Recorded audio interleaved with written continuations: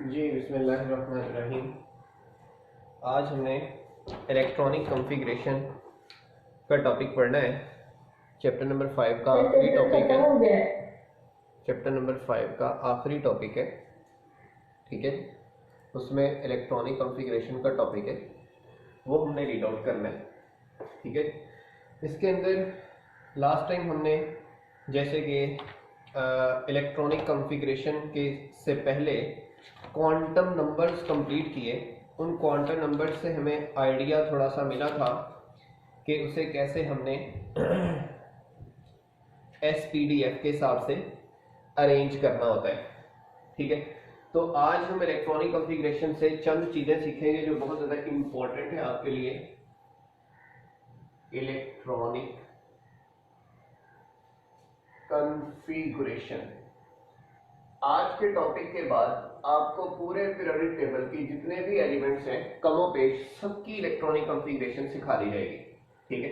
और बहुत आसान है, बहुत जो है वो सिंपल सी चीज़ें हैं, तो उन्हें आप लोगों ने 110% लेकर चलना है।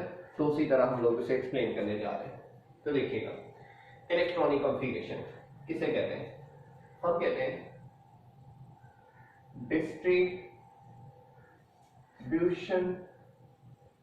of electrons present in an atom according to increasing energy level in a specific order of subshells is called electronic configuration। अब ये जो इलेक्ट्रॉनिक कॉन्फ़िगरेशन है ना, एंटीटेस्ट का सवाल है कि इसका फायदा क्या है। What is the importance of electronic configuration? कि इलेक्ट्रॉनिक कॉन्फ़िगरेशन को फाइंड करने का या निकालने का फायदा हमें क्या क्या हासिल होता है, ठीक है।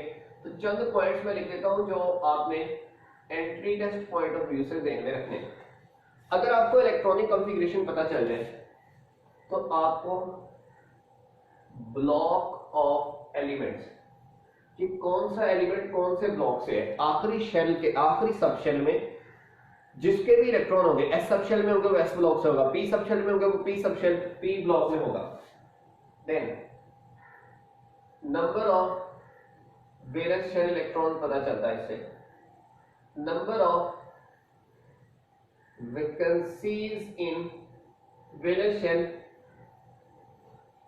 वैलेंस शेल में कितने खाली जगह हैं इलेक्ट्रॉन को पूरा करने के लिए, ये पता चल जाता है। फिर उसके बाद valencies and oxidation number, valency के कोई एटम कितने बॉन्ड बनाएगा और कोई एटम कौन सी ऑक्सीडेशन स्टेट शो करता है, ये हम लोग उसे आसानी पढ़ लेते होते हैं। क्लियर हो गया? अखज कर लेते हैं, समझ लेते हैं, निकाल लेते हैं। क्लियर? तो यहाँ पे ये चंद चीजें जो आपके हमने गोशगुजार की, ये इनके क्या कहलाते हैं? बेनिफिट्स कहलाते हैं, फायदे कहलाते हैं, जो मर्जी आप समझ लें, सही।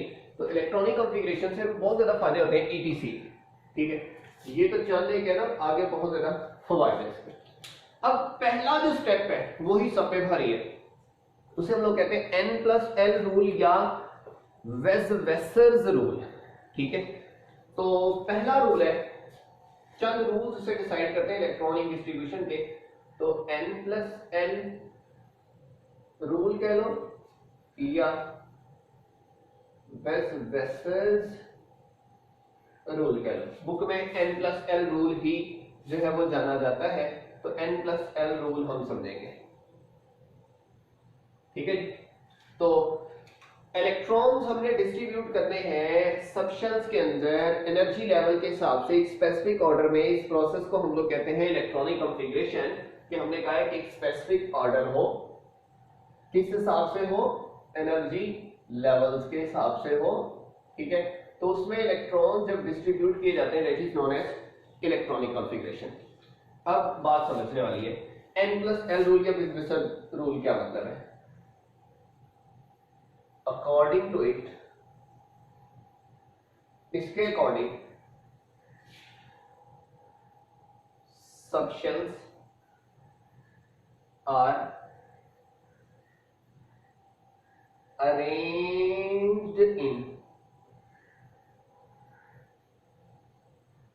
ascending order of their n+l values, ascending order of their n+l values, and if two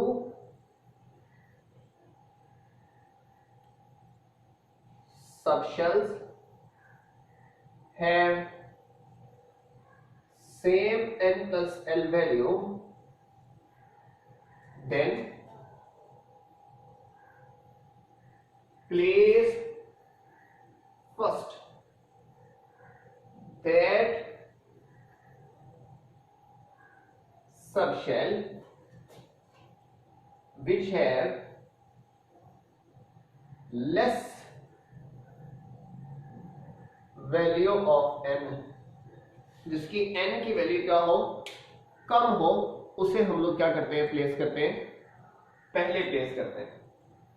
अब n आपको पता है और l भी आपको पता है, ठीक है। n आपको पता है, वो निकला है प्रिंसिपल क्वांटम नंबर से, और ये जो l है ये कहां से आया है, एजीमुथल क्वांटम नंबर से। मैं जस्ट निशानदेही कर रहा हूं ताकि आप लोगों को ये चीजें आसान हो जाए। प्रिंसिपल क्वांटम नंबर में ये value n is equal to क्या होती है, 1 हो सकती है, 2 हो सकती है, 3 हो सकती है, 4 हो सकती है, एंड सो ऑन। और एजीमुथल क्वांटम नंबर में l की वैल्यू 0 हो सकती है, 1 हो सकती है, 2 हो सकती है, 3 हो सकती है, 4 हो सकती है, एंड सो ऑन, ठीक है। अब जरा सुनिएगा, इसकी 1 का मतलब है k शेल, 2 का मतलब है l शेल, 3 का मतलब है m शेल, 4 का मतलब है n शेल, ठीक है। यहां पे 0 का मतलब है s, 1 का मतलब है p, 2 का मतलब है d, और 3 का मतलब क्या है f, s p d f। तो ये दो बातें रेफरेंस के तौर पे मैंने ऐड की हैं, जो आपने पहले ही क्वांटम नंबर्स में सीख ली हुई हैं। तो क्वांटम नंबर में आपने पहले ही सीख ली हुई है, तो मैंने रेफरेंस के तौर पे यहाँ पे ऐड कर दी है।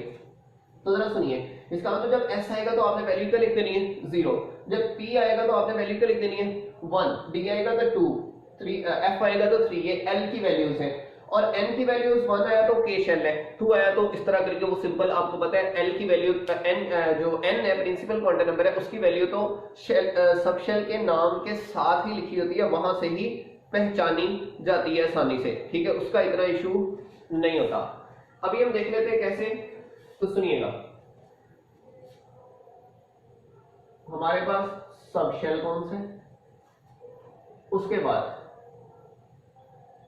उसकी वैल्यू ऑफ n कौन सी है, फिर वैल्यू ऑफ l कौन सी है, फिर n प्लस n वैल्यू कौन सी है, फिर उसकी अरेंजमेंट की तरतीब क्या है।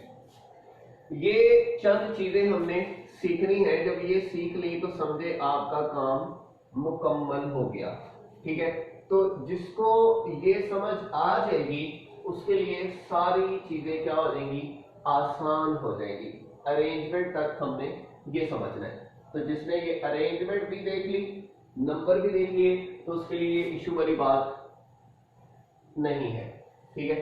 तो मैं चंद एक ऑर्बिटल लेता हूं, जैसे एक सबशेल लेता हूं, तो उसमें 2 हो गए जाएंगे, 3 है, 4, 5, 6, 7, 8, 9, 10, 11, ये 12-13 के करीब मैंने ले लिया, ताकि आप लोगों को मैं सिखा सकूं, समझा सकूं कि असल बात जो है वो चलने वाली है क्या, ऑर्बिटल्स अरेंज हो कैसे रहे, सबशेल्स अरेंज हो कैसे रहे, n प्लस एल रूल है क्या। ठीक है जी, तवज्जो रखनी है, मैं फिर जाके इसको अरेंज करूंगा। देखो पहले शेल में आपने बताना है, पहले शेल में कौन कौन से सबशेल होते हैं, आपको पता है सिर्फ एक होता है 1s, दूसरे शेल में 2s होता है और क्या होता है 2p, ये हमें एजीमुथल क्वांटम नंबर में सिखाया था। तीसरे शेल में 3s भी होता है, 3p भी होता है और 3d भी होता है। चौथे शेल में 4s, 4p, 4d और 4f। ऐसे ही पांचवें शेल में 5s, 5p, 5d और 5f होगा। फिर ऐसे छठे में, फिर ऐसे सातवें में, 7 तक हमने बनाने होते हैं। लेकिन उसमें से चंद एक मैं बना देता हूं ताकि आपको तरतीब समझ आ जाए। जरूरी नहीं है कि आप सारे बनाएं, अगर जगह हो तो आप लोग 7 तक बनाएं, बिल्कुल ठीक है। ठीक है, सारे बनाएं तो सबसे अच्छा है। लॉजिक है। अब जरा देखिएगा, यहां पे पहले में लिखा हुआ है वैल्यू ऑफ n, फिर लिखा हुआ है वैल्यू ऑफ l, फिर लिखा हुआ है n प्लस l। तो ये दोनों बड़ी आसान सी चीजें। तो n की वैल्यू ये लिखी होती है, जो शेल नंबर है पहला, तो यहाँ 1 आ गया, इधर से देखो तो 2 है, इधर से देखो तो 2 है, इधर 3 3 3 4 4 4 4 और यहाँ पे 5 5 और 5 होगी। सही है, ओके। ये n की वैल्यू आ गई। अब l की वैल्यू, जब s नजर आएगा तो क्या लिखना है 0, जब p नजर आएगा तो 1, जब d नजर आएगा तो 2, f नजर आएगा तो 3 लिखना है। चलो लिखो, तो s है तो क्या लिखोगे 0, s है तो 0, p है तो 1, s है तो 0, ये p है तो 1, d है तो 2, s है तो 0, फिर p 1, d 2, f 3, s है तो 0 1, ये 2। ये आगे किसकी वैल्यूज, l की वैल्यू था। ठीक हो गया, ये भी आपको रेफरेंस पहले से याद है। अब जरा इसको ऐड करने जा रहे हैं।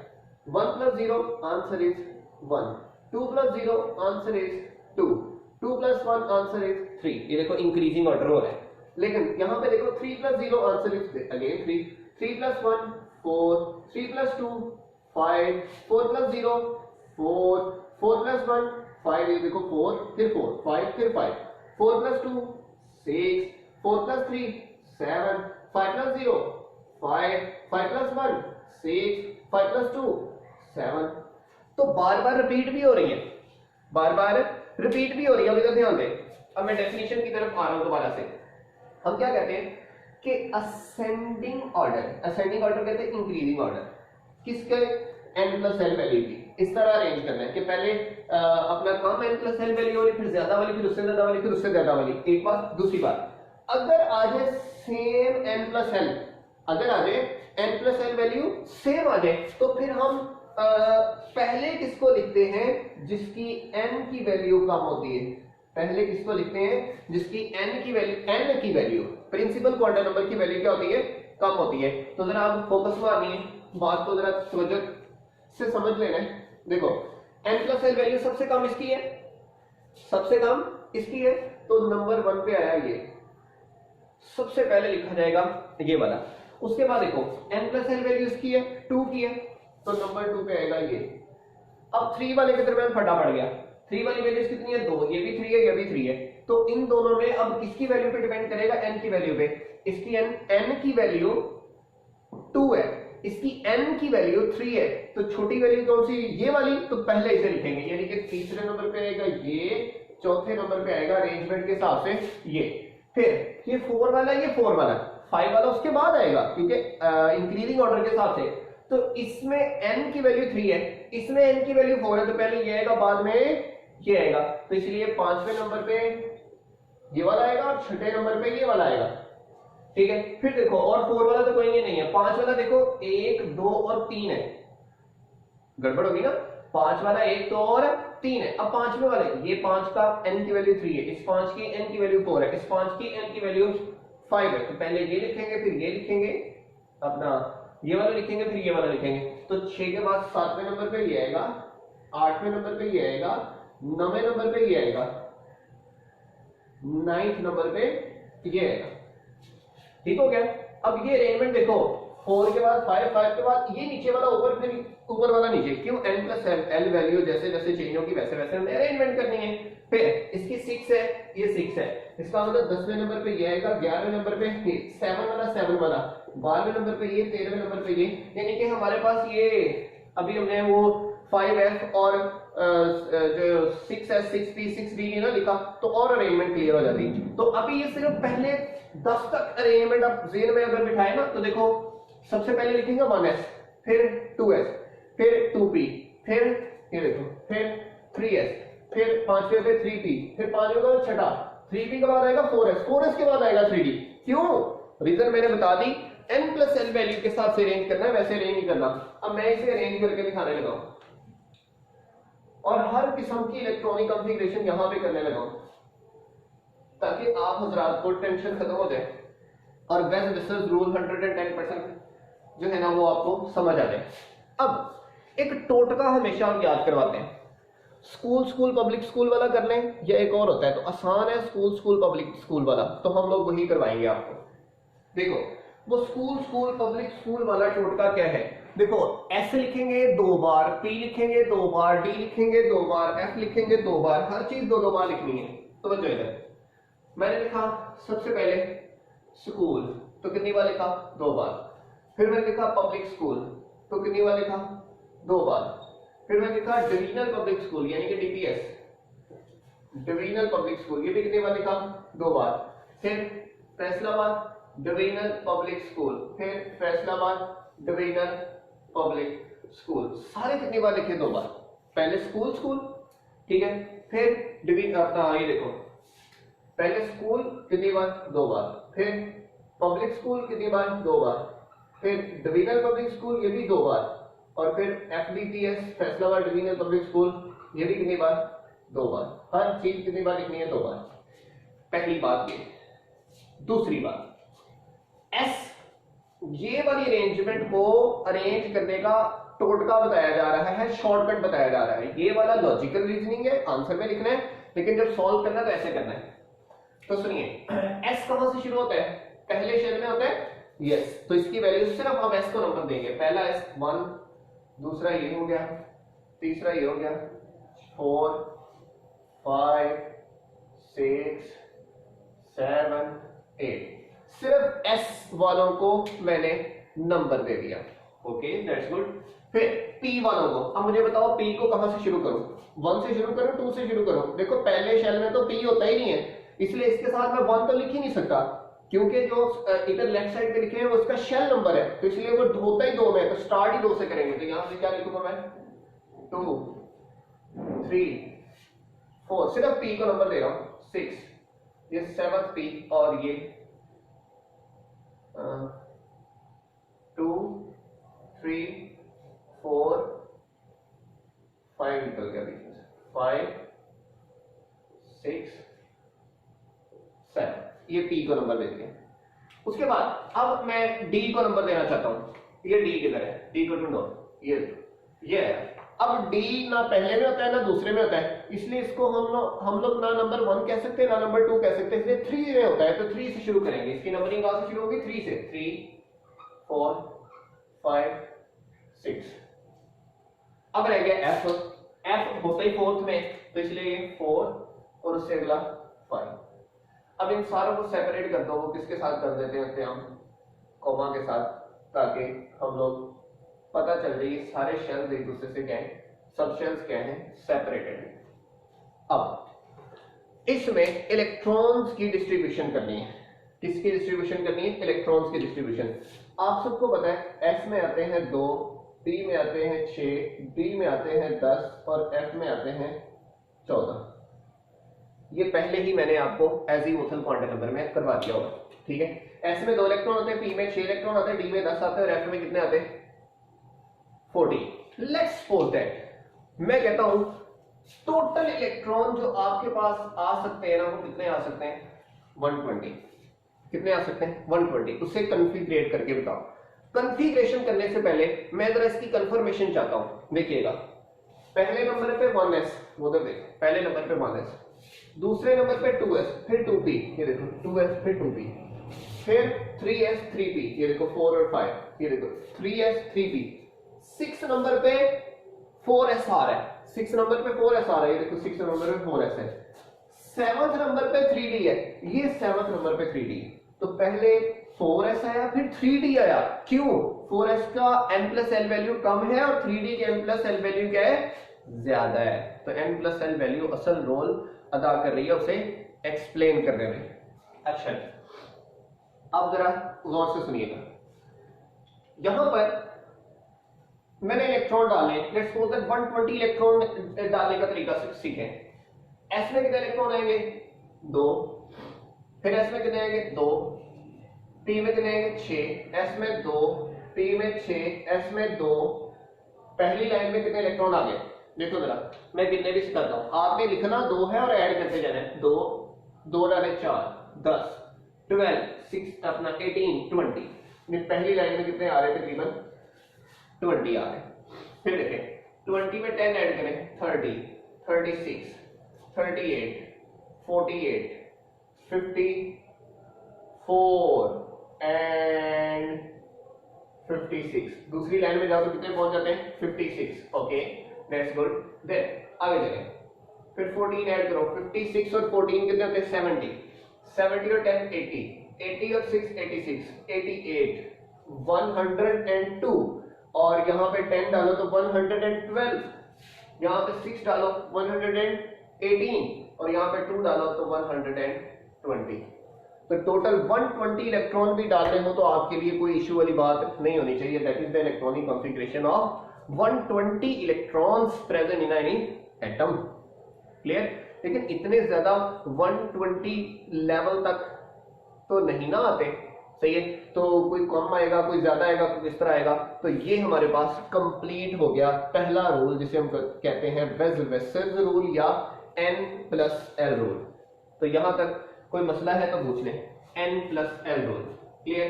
तो मैंने इसकी जो है वो अरेंजमेंट भी बता दी, इलेक्ट्रॉन्स ऐड करने के जो है वो स्टेप्स भी बता दिए, और इस रूल को भी समझा दिया, और ये टेबल भी बता दिया। अब इस टेबल के बनाने के बाद हम लोग 3 रूल्स पढ़ते हैं जो मजीद इलेक्ट्रॉनिक कॉन्फ़िगरेशन को सपोर्ट करेंगे। इलेक्ट्रॉनिक कॉन्फ़िगरेशन वैसे जिसको ये आ गया ना, जो मैंने अभी बनाया, जिसको ये वाला पैंतरा आ गया, उसके लिए इलेक्ट्रॉन्स ऐड करना, इलेक्ट्रॉनिक कॉन्फ़िगरेशन के साथ खेलना कोई मुश्किल बात अब नहीं रही। उसे जितने मर्जी क्वेश्चन आ रहे, जितने मर्जी इलेक्ट्रॉन ऐड करने के लिए आ रहे, उसके लिए कोई टेंशन वाली बात नहीं है। ओके, अब पहला है ऑफ-बाउ प्रिंसिपल। पहला है ऑफ-बाउ प्रिंसिपल। इसके मुताबिक according to it electrons are added in subshells according to their increasing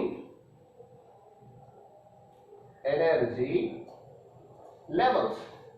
energy levels के हिसाब से हमने ऐड करना है, ठीक है? इसका मतलब है पहले इलेक्ट्रॉन लोअर एनर्जी वाले में, फिर हाई एनर्जी वाले में। इसका मतलब पहले इलेक्ट्रॉन 1s में आएगा, फिर 2s में आएगा। क्यों? देखिएगा, बाद में लिखने लगा हूं जो आपको असल बात समझाएगी। n+l वैल्यू डायरेक्टली प्रोपोर्शनल होती है एनर्जी ऑफ सबशेल के। इसका मतलब है जिस सबशेल की n+l वैल्यू कम, उसकी एनर्जी कम, और जिसकी n+l वैल्यू ज्यादा, उसकी एनर्जी भी क्या हो गई? ज्यादा। तो इसका मतलब है पहले कम एनर्जी वाले में, फिर ज्यादा एनर्जी वाले में, फिर ज्यादा एनर्जी वाले में, फिर ज्यादा एनर्जी। ऐसे नहीं कि पहले इसमें डाल दो फिर ऐसे, नहीं, इंक्रीजिंग एनर्जी के हिसाब से अगर इलेक्ट्रॉन डालेंगे तो अरेंजमेंट सही होनी है। तो that is known as aufbau principle. Second, Pauli's exclusion principle. Pauli's exclusion principle, ठीक है, पॉलीज एक्सक्लूजन प्रिंसिपल हमने पढ़ना है।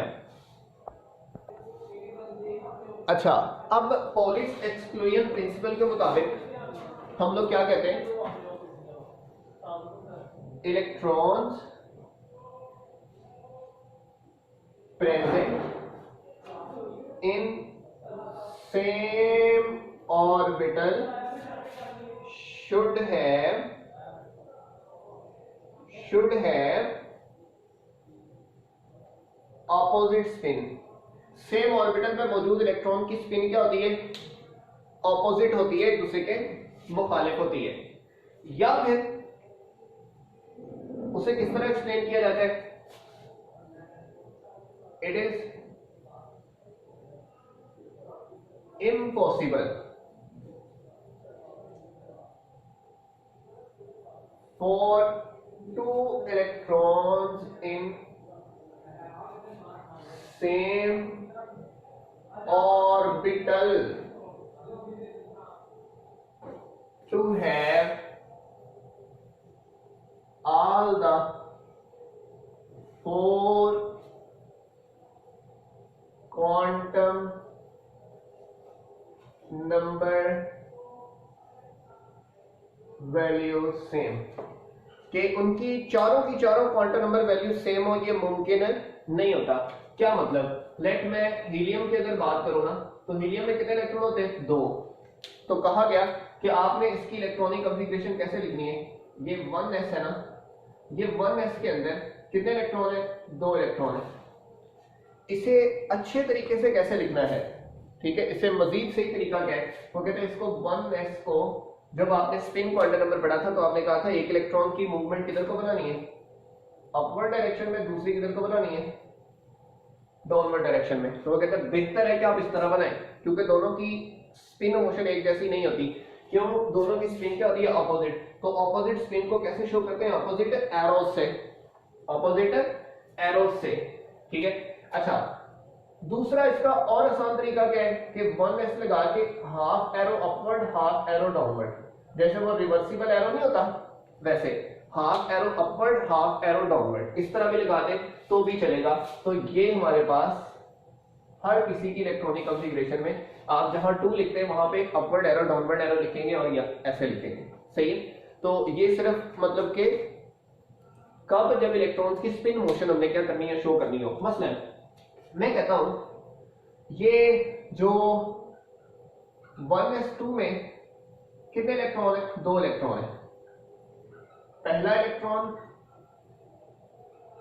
और फिर दूसरा इलेक्ट्रॉन। इसकी दूसरी डेफिनेशन मैं समझाना चाहता हूं कि इसकी चारों वैल्यूज सेम होना मुमकिन नहीं है, इसकी चारों वैल्यूज सेम होना मुमकिन नहीं है। अब देखिए कैसे, एक हो गया अपना n, एक हो गया l, एक हो गया m और एक हो गया s, ये 4 क्वांटम नंबर्स हैं। जो पहला इलेक्ट्रॉन है वो कौन से शेल में, पहले में, उसकी वैल्यू क्या हुई 1। दूसरा इलेक्ट्रॉन भी कौन से शेल में, पहले में, उसकी वैल्यू भी क्या हुई 1, n की वैल्यू सेम होगी, ओके। l की वैल्यू, ये कौन है s, s को किससे रिप्रेजेंट करते हैं, 0 से, s को किससे रिप्रेजेंट करते हैं, 0 से, दोनों इलेक्ट्रॉन की दूसरी वैल्यू भी क्या होगी, सेम। तीसरी वैल्यू पे आ रहे हैं m मैग्नेटिक क्वांटम नंबर, इसके लिए जो है वो वैल्यू जो होती है m, s के लिए क्या निकलती होती है, 0 निकलती है, ये भी क्या निकलती है, 0, सेम होगी। लेकिन जब आखिर वाले की बात करते हैं तो एक इलेक्ट्रॉन अगर क्लॉकवाइज है तो उसे +1/2 लिखेंगे, दूसरा क्या लिखेंगे, -1/2। इसका मतलब है जो आखिरी वैल्यू है वो कभी भी सेम हो नहीं सकती। तो इसे आसान भाषा में बजाय इसके कि कह दिया कि चारों क्वांटम नंबर कभी भी सेम नहीं हो सकते। तो कहने का मतलब है असल में डिफरेंट होता कौन सा, चौथा, असल में डिफरेंट होता कौन सा, स्पिन क्वांटम नंबर। तो बात ही आप सिर्फ स्पिन की करो, आप इधर उधर की बातें क्यों कर रहे हो, आप ऐसे कहते हो ना स्पिन क्वांटम नंबर सेम नहीं हो सकता। तो हम इसीलिए इसको किस तरह रिप्रेजेंट करते हैं, यूं रिप्रेजेंट करते हैं। और लास्ट पे है अपना पॉलीज एक्सक्लूजन प्रिंसिपल के बाद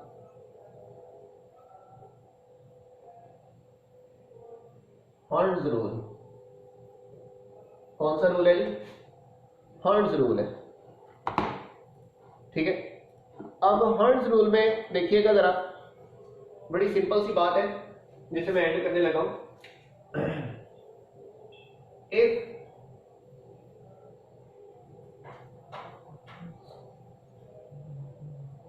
more electrons are added in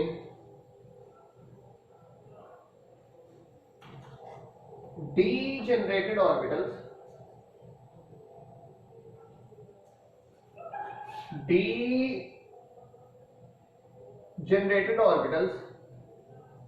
then we add electrons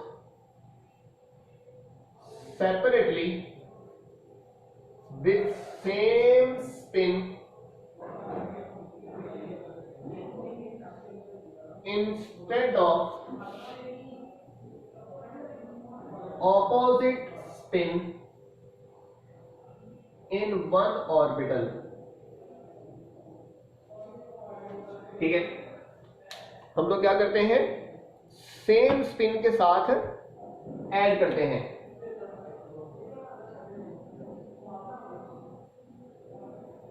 different orbitals में। अब इसको ना, इस चक्कर को आपने समझ लेना है कि हम लोग क्या कहना चाह रहे हैं।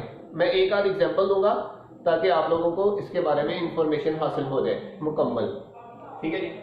अब मिसाल के तौर पे मेरे पास नाइट्रोजन है 7, ऑक्सीजन है 8, 1s 2s 2p 1s 2s 2p, ठीक है। अब इसकी डिस्ट्रीब्यूशन सीख लो। इसमें 7 इलेक्ट्रॉन है, पहले में आएंगे 2, दूसरे में आएंगे 2, तीसरे में आएंगे कितने 3, इधर आएंगे 2, इधर आएंगे 2, इधर आएंगे कितने 4। अब वो कहता है कि p के कितने ऑर्बिटल्स होते हैं, 3 होते हैं। तो इसको आप कैसे रिप्रेजेंट करते हो, तो इसको आपने हमेशा इस तरह लिखना है 3px 3py 3pz। तो याद रखिए जो आखिरी सबशेल होगा उसे डीजनरेटेड फॉर्म में लिखना है आपने, उसे हमेशा किस तरह लिखना है, डीजनरेटेड फॉर्म में, ताकि आप उसकी इलेक्ट्रॉन्स की एग्जैक्ट जो है वो सिनेरियो एक्सप्लेन कर सको, ठीक है। ध्यान से, कितने इलेक्ट्रॉन है 3। वो कहता है ठीक है कि बजाय इसके कि आप इस तरह इलेक्ट्रॉन डालें, ये गलत बात है। आप क्या करें, सेम स्पिन के साथ सेपरेटली ऐड करें in different orbitals. Different orbital में सेम स्पिन के साथ डालें, बजाय इसके कि आप ऐसे ऐड करें। अगर आप यूं करेंगे, देखो अगर आप यूं करेंगे तो देखो इन तीनों की एनर्जी क्या है, सेम। तो अगर इसमें 2 इलेक्ट्रॉन आए तो इसमें 1 क्यू है, इसमें कोई भी क्यू नहीं है। तो अगर एनर्जी सेम है तो डिस्ट्रीब्यूशन भी सेम होनी चाहिए। ये है आपको प्रिंसिपल। तो इसलिए यहां इलेक्ट्रॉन ऐसे आएगा, तो इसका मतलब है इधर 4 इलेक्ट्रॉन है तो 4 कैसे डालने, 1 2 3, पहले सिंगल स्पिन के साथ, फिर जो बच गया उन तीनों में से किसी में भी आ सकता है, लेकिन तरतीब के साथ हम 3px में डाल देते हैं। तो इस तरह ये वाला रूल क्या कहलाता है, हर्ट्ज रूल। ये वाला रूल क्या कहलाता है, हर्ट्ज रूल कहलाता है। तो हर्ट्ज रूल के मुताबिक इलेक्ट्रॉन सेपरेटली डाल देते सेम स्पिन के साथ, इंस्टेड ऑफ ऑपोजिट स्पिन के साथ एक ही में डाल दें। ये अच्छी बात नहीं है, क्यों, एनर्जी सेम है ना। तो आपको पता है डीजनरेटेड ऑर्बिटल्स के अलावा ये कॉन्सेप्ट नहीं लगता, और डीजनरेटेड ऑर्बिटल का मतलब क्या होता है, सेम एनर्जी वाले। तो सेम एनर्जी वाले में इलेक्ट्रॉन की डिस्ट्रीब्यूशन भी क्या होगी, सेम होगी। तो यहां तक हमारी जो है वो इलेक्ट्रॉनिक कॉन्फ़िगरेशन के चारों रूल्स कंप्लीट हुए, और जितनी भी एग्जांपल्स थी हमने आपके गोश-गुजार कर दी। तो अगर कोई भी मसला मसाइल हो, कोई भी क्वेश्चन हो, एक्सरसाइज के जितने भी क्वेश्चन है वो आप सॉल्व करें। ये वाला formula school public school DPS वाला फार्मूला लगा के आप आसानी से सॉल्व कर सकते हैं। और जो आखिरी सबशेल होगा वो किसी का भी होगा, वो पी होगा, वो डी होगा, जो सा भी होगा, उसे आपने स्प्लिट करके लिखना है। आपने उसे इकट्ठा नहीं लिखना, पहले वाले ऐसे 2 लिखेंगे, जो आखिरी वाला सबशेल होगा वो हमेशा इस तरह एक्सप्लेन करेंगे। तो बुक के आखिर पे टेबल बना हुआ है, उसमें सारी इलेक्ट्रॉनिक कॉन्फ़िगरेशन दी हुई है जो एक्सपेक्टेड बोर्ड में भी आती रहती हैं, तो वो आपने कर लेना है। ठीक हो गया, थैंक यू वेरी मच, अल्लाह हाफिज। कोई भी क्वेश्चन है तो कर सकते हैं। Love you all. Chapter number 5 is now 100% completed.